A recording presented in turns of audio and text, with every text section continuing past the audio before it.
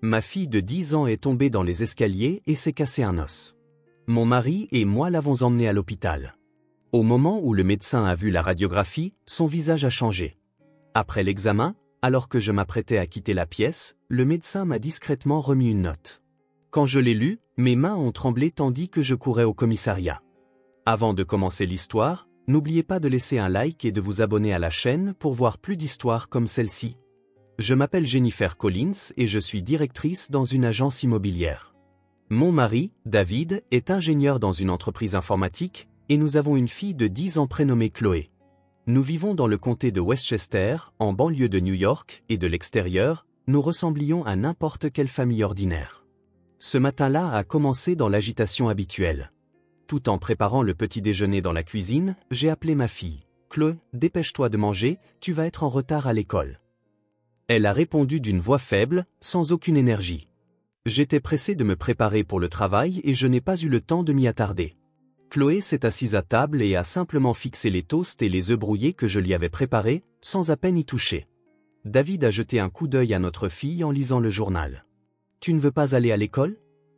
À la question de David, Chloé a rapidement affiché un sourire forcé. « Non, ça va. » Mais une ombre passait sur son visage. Bien que je l'ai remarqué, je me suis concentré sur la nourriture intacte sur la table et je l'ai grondé. « Ne sois pas difficile. Mange correctement. » Chloé a hoché la tête en silence, mais n'a pas pris sa fourchette. J'ai regardé l'heure et me suis hâté dans mes propres préparatifs. Depuis ma promotion, chaque journée était une course. Les responsabilités de directrice étaient lourdes et les exigences des clients, sévères. Ce jour-là encore, le travail s'est prolongé tard dans la nuit. Je ne suis rentré qu'après 21h. Quand je suis entré dans le salon, Chloé était assise seule à la table de la salle à manger, faisant ses devoirs. David, apparemment, continuait ses heures supplémentaires dans son bureau. « Chloé, tu es encore debout ?» À ma voix, elle a levé la tête. Son expression suggérait qu'elle voulait dire quelque chose. « Maman, aujourd'hui à l'école ?» À ce moment-là, mon téléphone portable a sonné. Le nom de mon patron s'est affiché sur l'écran. J'ai répondu par réflexe. « Désolé, c'est pour le travail. » Chloé a refermé la bouche. J'ai parlé au téléphone pendant environ 10 minutes, puis j'ai raccroché avec une mine fatiguée. « Qu'est-ce que tu voulais dire tout à l'heure ?» Elle a légèrement secoué la tête. « Rien. J'ai oublié. » Je n'ai pas insisté, vaincu par la fatigue, je me suis effondré sur le canapé. Un autre soir, Chloé a essayé de parler de quelque chose à son père. David était dans son bureau, face à son ordinateur. « Papa, je peux te parler de quelque chose ?» David a répondu sans détourner les yeux de l'écran. « Quoi ?» Elle a fixé le profil de son père. David est resté concentré sur l'écran de l'ordinateur. Chloé a poussé un petit soupir. « Laisse tomber. » D'accord, fut tout ce que David dit avant de se remettre à taper sur son clavier. Alors que les jours passaient ainsi, de petits changements ont commencé à apparaître chez notre fille. Chloé, qui aimait auparavant porter des manches courtes, ne mettait plus que des chemises à manches longues, même par temps chaud. Sa consommation de nourriture a nettement diminué et ses joues se sont creusées.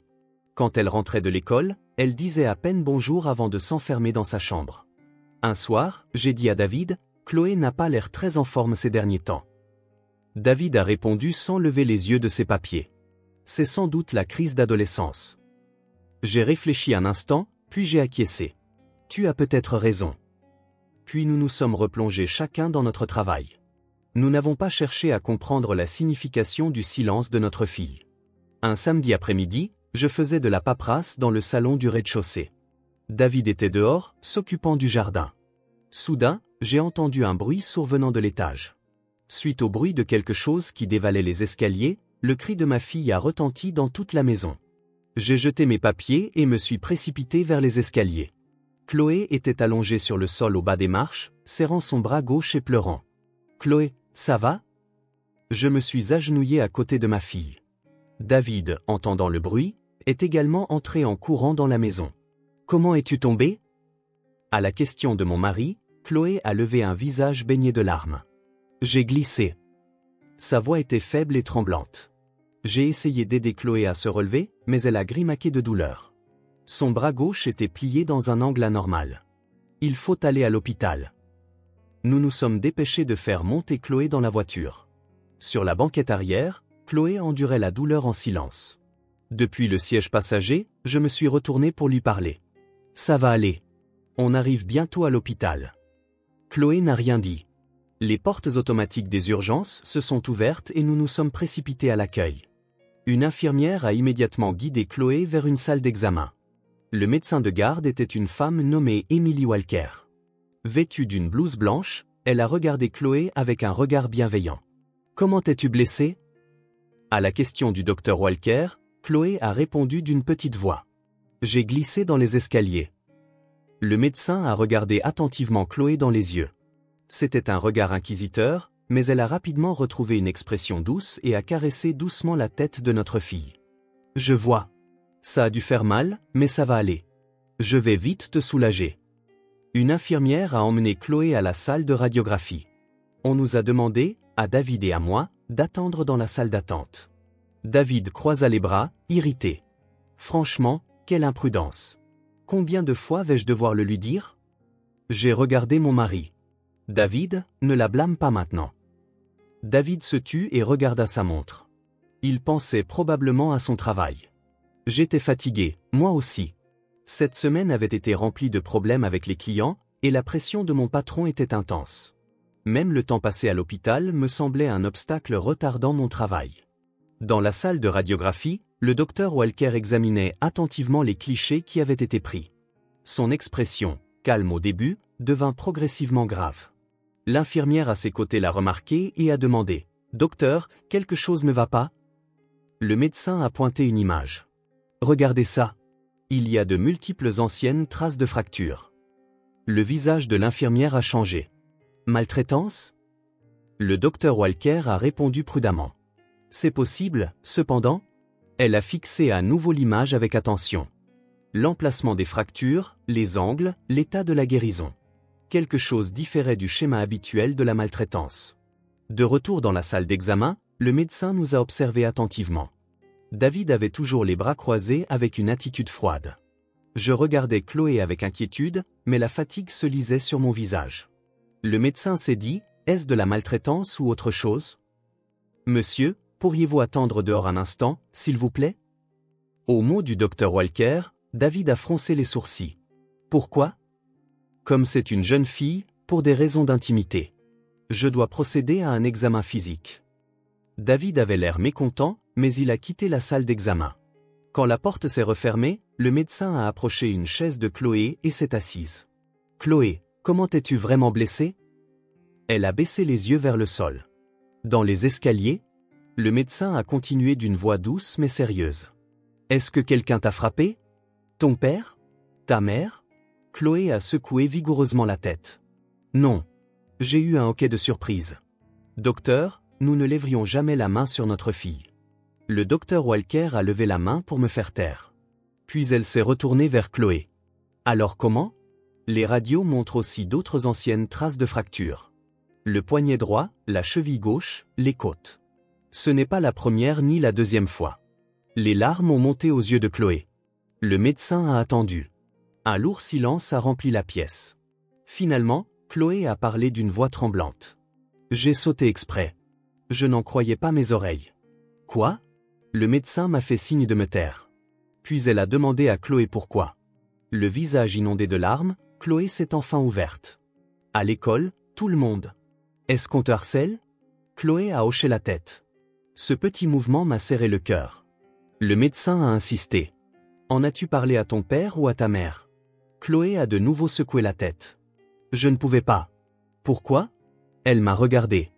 Il y avait une lueur d'excuse dans ses yeux. Parce que maman est tellement occupée par son travail. Je ne voulais pas l'inquiéter. Je suis resté sans voix. Chloé a continué, et papa aurait dit que c'était de ma faute. Avant, quand je me suis disputé avec une amie à l'école et que je l'ai dit à papa, il a dit que c'était de ma faute. Les paroles de ma fille m'ont transpercé le cœur. Nous n'avions pas remarqué la souffrance de notre fille. Non, nous n'avions pas essayé de la remarquer. Ensevelis sous le travail, la fatigue et l'agitation du quotidien, nous n'avions pas su lire le sens du silence de notre fille. Le docteur Walker s'est levé et a pris une profonde inspiration. Son expression était grave. Les parents ne la maltraitaient pas, mais la jeune fille était en grand danger. Si les choses continuaient ainsi, quelque chose d'irréversible pourrait se produire. Après avoir donné discrètement des instructions à l'infirmière, le médecin a commencé à écrire quelque chose dans le dossier. Ce n'était pas un compte-rendu d'examen ordinaire.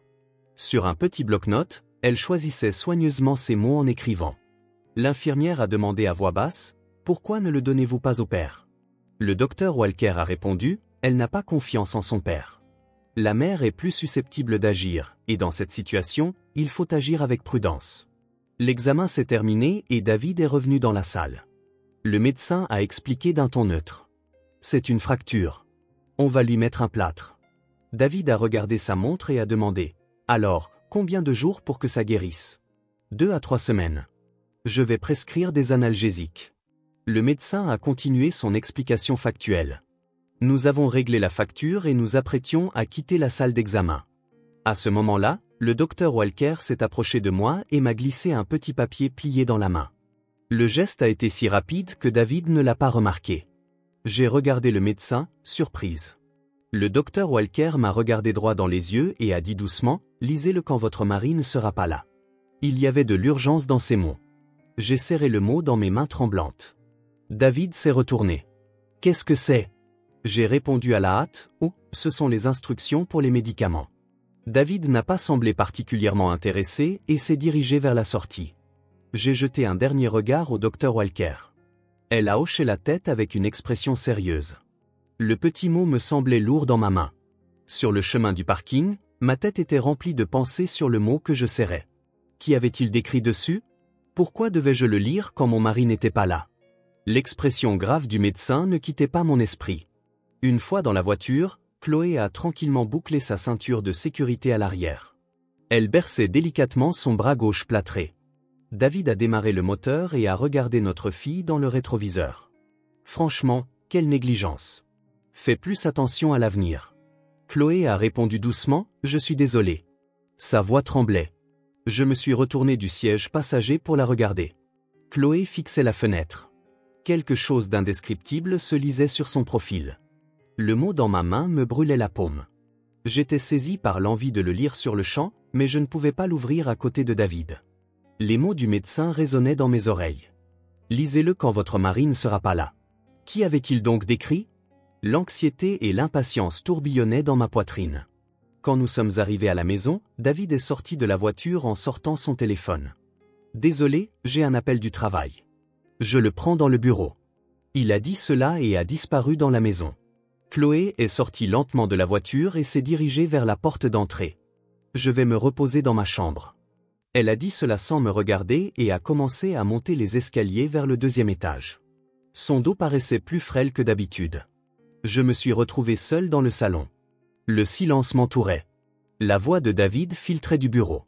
À l'étage, j'ai entendu le bruit de la porte de la chambre de notre fille se fermer. Maintenant, je pouvais le lire. Avec des mains tremblantes, j'ai sorti le mot de mon sac. J'ai déplié soigneusement le petit morceau de papier. L'écriture soignée du médecin m'a sauté aux yeux. Au moment où j'ai lu la première ligne, j'ai senti le sang quitter mon visage. Votre fille est dans une situation grave. Je me suis laissé tomber sur le canapé. Mes yeux ont continué à suivre les mots. Nous avons trouvé de multiples anciennes traces de fractures sur les radios. Le poignet droit il y a 6 mois, la cheville gauche il y a 1 an. Les côtes il y a plusieurs mois. Il ne s'agit probablement pas de maltraitance, mais d'automutilation. Automutilation. Les mots résonnaient dans ma tête. Ma fille se faisait du mal. Je ne pouvais pas le croire. Non, je ne voulais pas le croire. Votre fille m'a dit qu'elle avait sauté exprès. Elle semble être victime de harcèlement à l'école. Harcèlement. Chloé, ma précieuse fille, souffrait à l'école et je n'avais rien remarqué.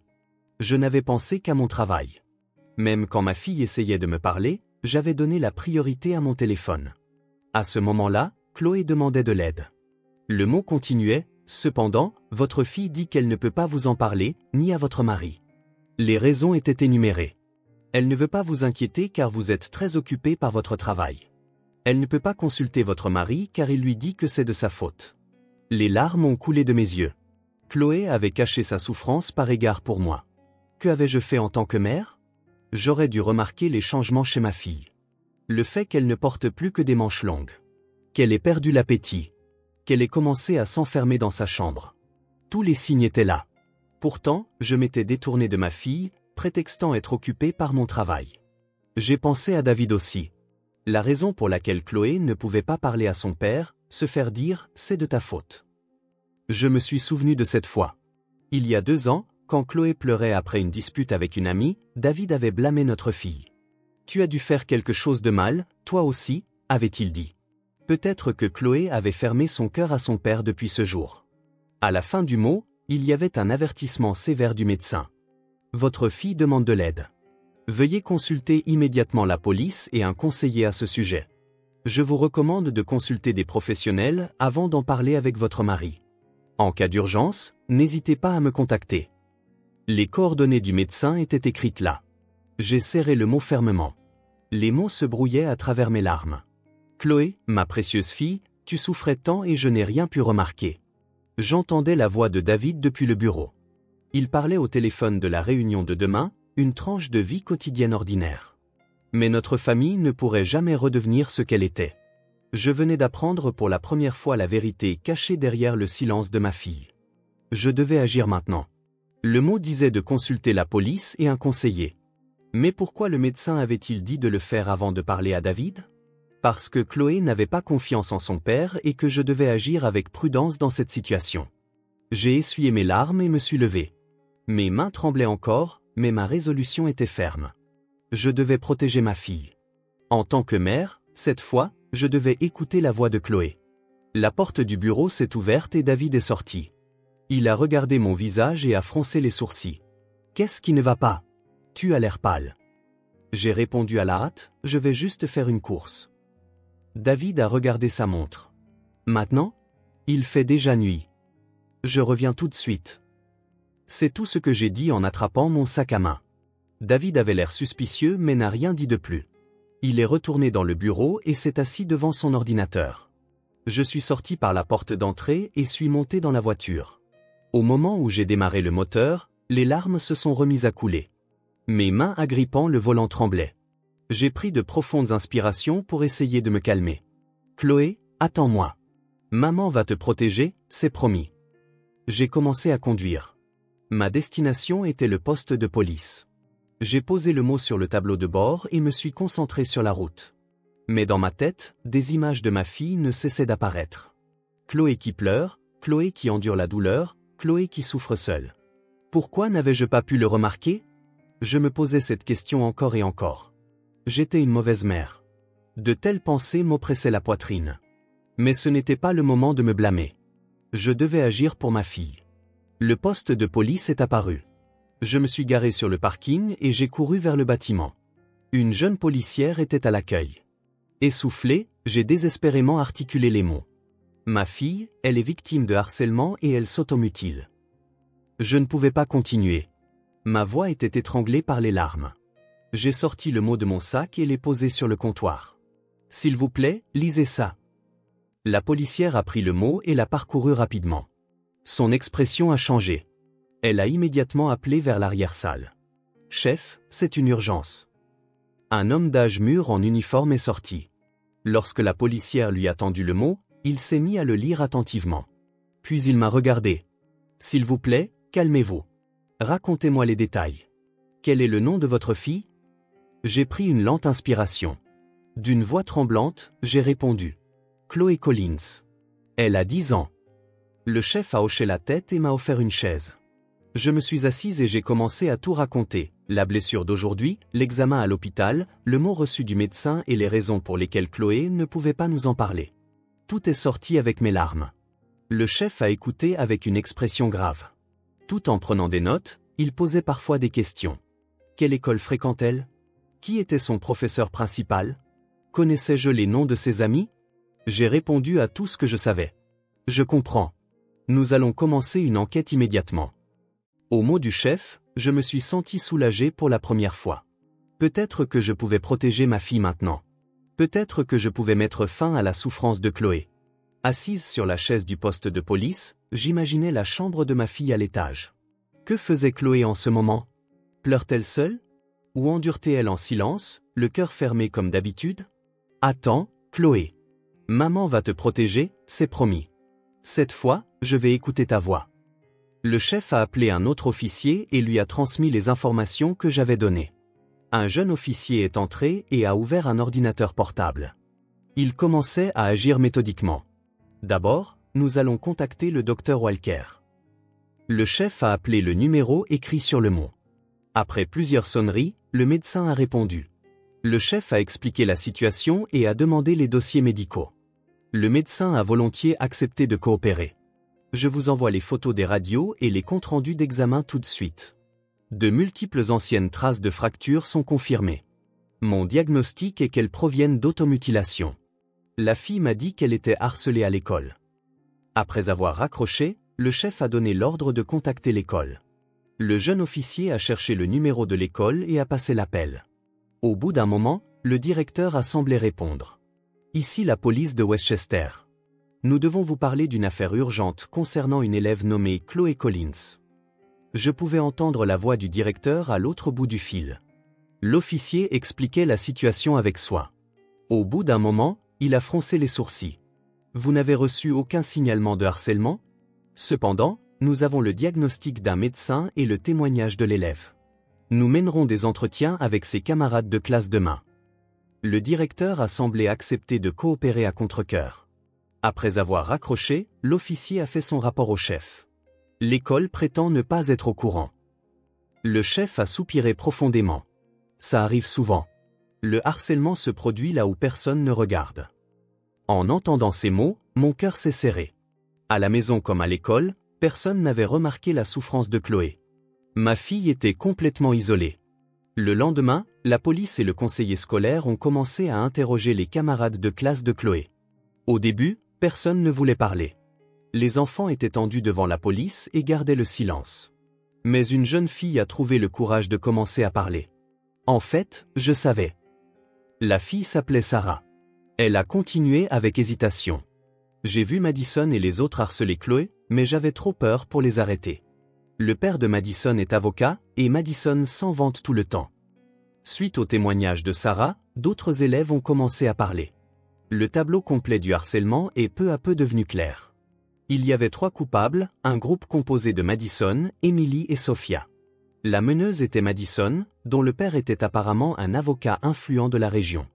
Le harcèlement avait commencé il y a environ 1 an. Elle se moquait de l'apparence de Chloé, la traitant de grosse et de moche. Chaque fois qu'elle la croisait dans le couloir, elle disait des méchancetés assez fortes pour qu'elle entende. Elle cachait les affaires de Chloé ou les cassait délibérément. Elle poussait la classe à ne pas parler à Chloé et lui envoyait des messages persistants depuis des comptes anonymes sur les réseaux sociaux. La police m'a demandé de les laisser examiner le téléphone portable et les comptes de réseaux sociaux de Chloé. Je suis allé dans la chambre de ma fille et j'ai pris son téléphone dans un tiroir. Chloé m'a regardé avec anxiété. « Maman, qu'est-ce que tu… » J'ai pris la main de ma fille. « Chloé, je veux t'aider. Tu veux bien me montrer ?» Chloé a réfléchi un instant, puis a légèrement hoché la tête. Elle m'a donné le mot de passe. J'ai ouvert le téléphone avec des mains tremblantes. L'application de messagerie contenait un nombre massif de messages envoyés depuis des comptes anonymes. Des mots s'alignaient qui me donnaient envie de détourner le regard. « Tu es moche. Personne ne t'aime. Tu ferais mieux de mourir. Si tu le dis à tes parents, on te fera pire. On poursuivra ta famille en justice. » Les larmes brouillaient ma vision de l'écran. Ma fille recevait ces messages tous les jours, seule, sans pouvoir le dire à personne. Les experts de la police ont pisté les adresses IP. Il s'est avéré que beaucoup de messages avaient été envoyés depuis le domicile de Madison. C'était une preuve irréfutable. Ce soir-là, je suis allé dans la chambre de Chloé. Elle était assise sur le lit, fixant son bras plâtré. J'ai frappé à la porte et je suis entré. « Chloé, parlons. » Chloé a levé les yeux. Son expression était anxieuse. Je me suis assise sur le bord du lit à côté de ma fille.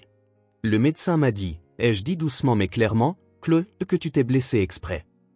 Les larmes ont coulé des yeux de Chloé. Maman, je suis désolée. J'ai serré ma fille dans mes bras. Son corps chaud tremblait. C'est moi qui suis désolée. Je suis désolée, je n'ai rien remarqué. Tu souffrais tellement. Chloé a continué à pleurer contre ma poitrine, comme si toutes les émotions qu'elle avait refoulées se déversaient d'un coup. Je caressais le dos de ma fille en pleurant moi aussi. Au bout d'un moment, Chloé a commencé à parler du harcèlement à l'école, des méchancetés que Madison et les autres disaient chaque jour, des menaces sur les réseaux sociaux, et de la douleur que c'était d'aller à l'école. Elle m'a tout raconté par bribes. Pourquoi ne me l'as-tu pas dit? Quand j'ai demandé, Chloé a répondu d'une voix larmoyante. Maman avait l'air si occupée par son travail, et je ne voulais pas t'embêter avec mes problèmes. Je voyais comme tu étais toujours fatigué. Ces mots m'ont transpercé la poitrine. Ma fille avait caché sa souffrance par égard pour moi. J'ai essayé de parler à papa avant, a continué Chloé. Quand je me suis disputée avec une amie, je l'ai dit à papa, mais il a dit que c'était de ma faute. Alors, j'ai pensé que je ne pouvais plus lui parler. J'ai pensé à David. Il n'était pas une mauvaise personne, mais il était trop logique et ne pouvait pas comprendre les sentiments de notre fille.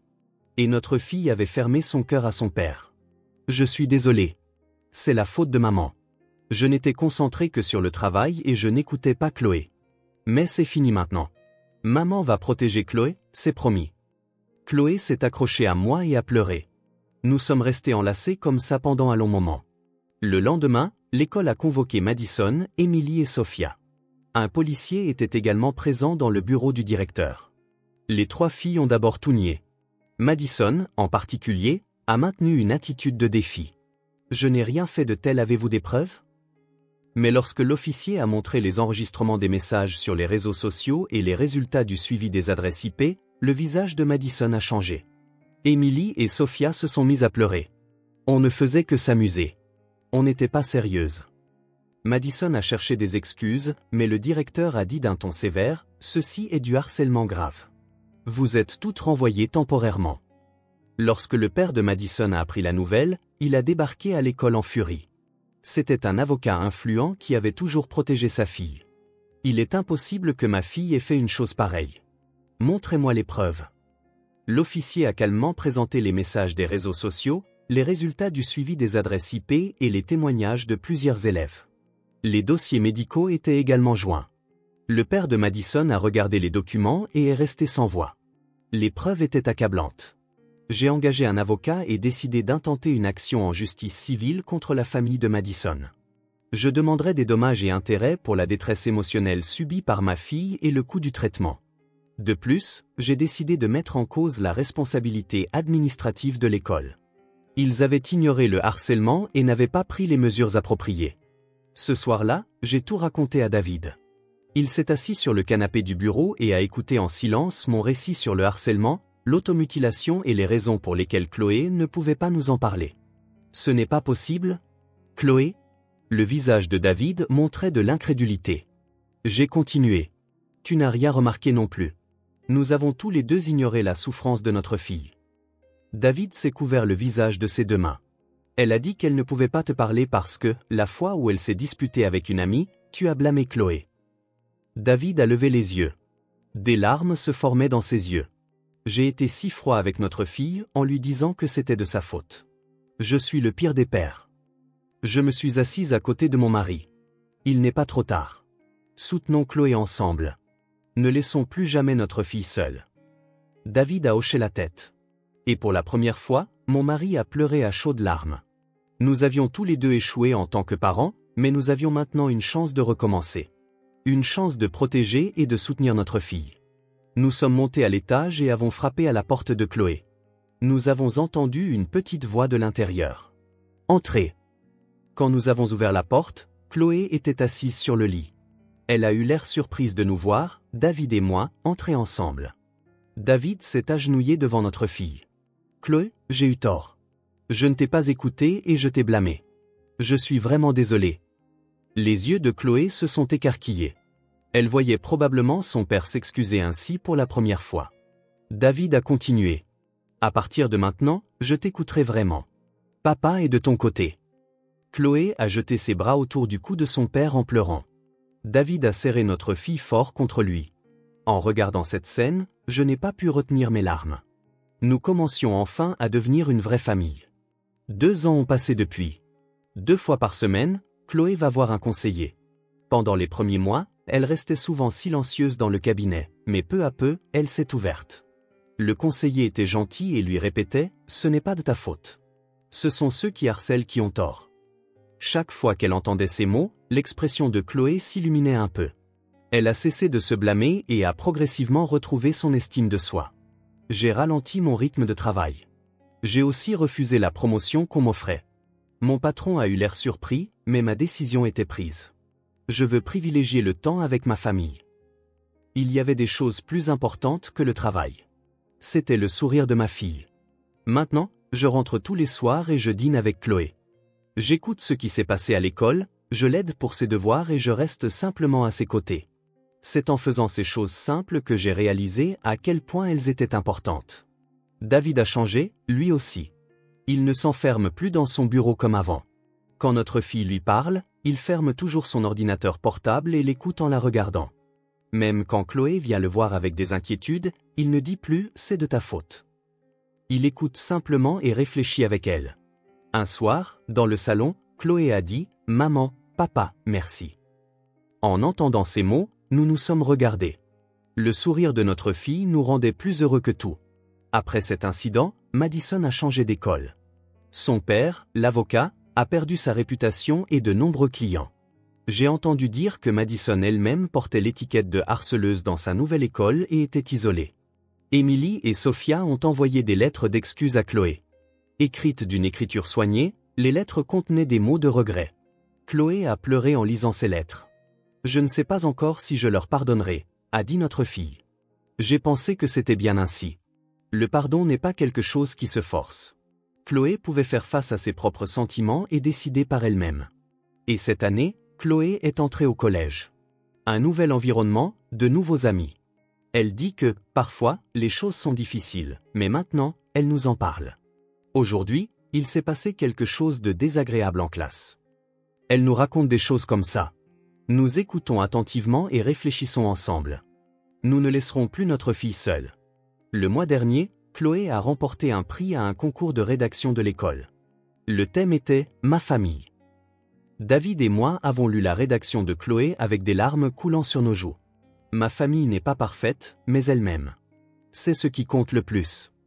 Ces mots disaient tout. Un dimanche matin, nous avons pris une photo tous les trois dans le jardin.